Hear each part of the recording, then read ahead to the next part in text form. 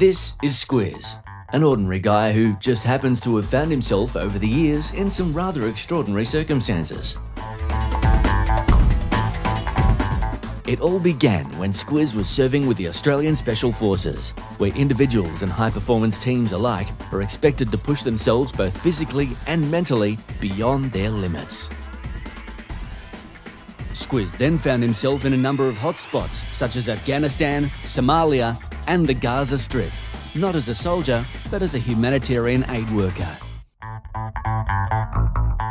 Essentially, it was his job to deal with the threats and overcome obstacles, maximising the delivery of humanitarian supplies for those caught up in the conflict. That meant that Squiz not only had to be culturally aware, but also cognizant of the conflict dynamics and those who wielded influence and control over the ever-changing frontline. Effective communication was essential for ensuring successful negotiations. Squiz's workplace, and those he had come to help, soon had a prolific impact on his motivation and passion to extend himself beyond his employer's expectations.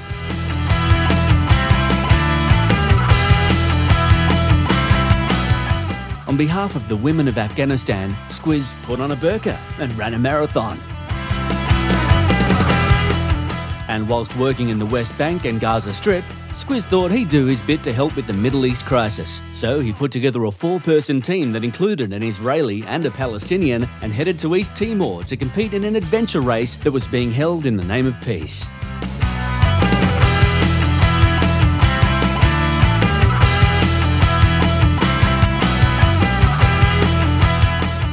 Squiz's biggest challenge, however, came whilst working for the United Nations World Food Programme in Nepal. With Everest so close, it seemed logical to use it as a platform to raise awareness of the global hunger crisis.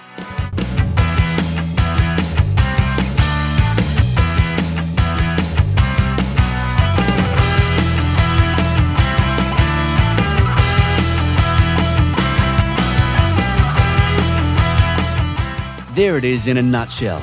Squiz is now available to share his unique insights and proven strategies for success. Book now. You'll be blown away.